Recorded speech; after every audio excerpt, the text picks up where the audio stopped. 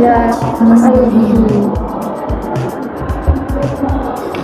nah, sekarang itu ya hampir semua orang lebih memilih belanja itu lewat aplikasi karena lebih praktis, simple, terus juga banyak promo lagi.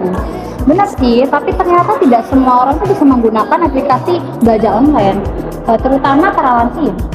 Nah, itu yang saya rasakan. Tapi saya itu juga ingin belajar belanja online, tapi saya masih bingung dengan aplikasinya. Emangnya apa yang membuat itu kesulitan?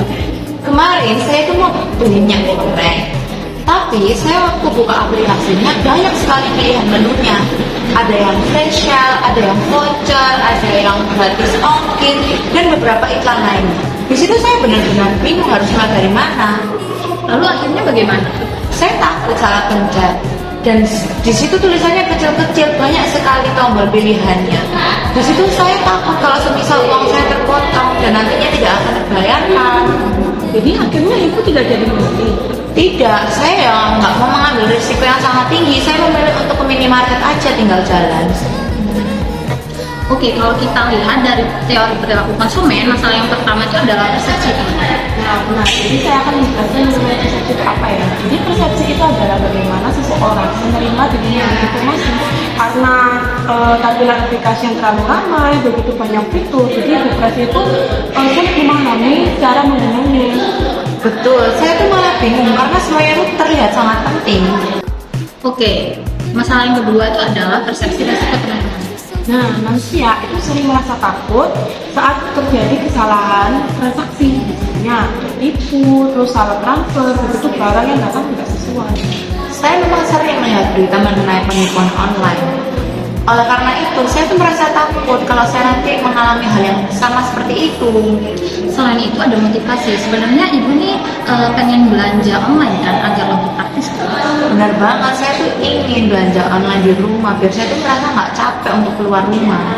Namun karena rasa takut lebih besar daripada manfaat yang dirasakan, akhirnya keputusan pembelian itu dibatalkan. Nah, ini termasuk proses pengambilan keputusan konsumen yang dimana konsumen akhirnya lebih memilih untuk tidak membeli karena merasa belum yakin.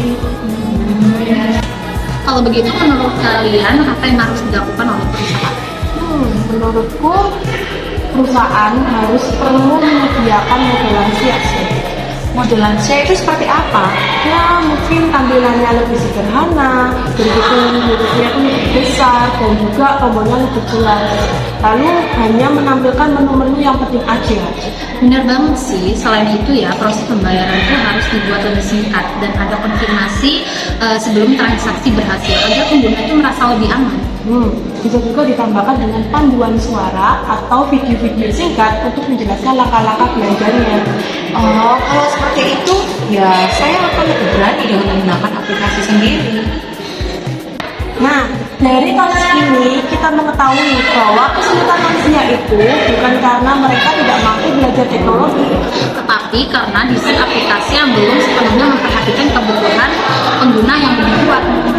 Kalau aplikasinya dibuat lebih sederhana, aman, dan mudah untuk dipahami, saya yakin akan banyak lansia nantinya itu dapat untuk mulai belajar berbelanja secara online.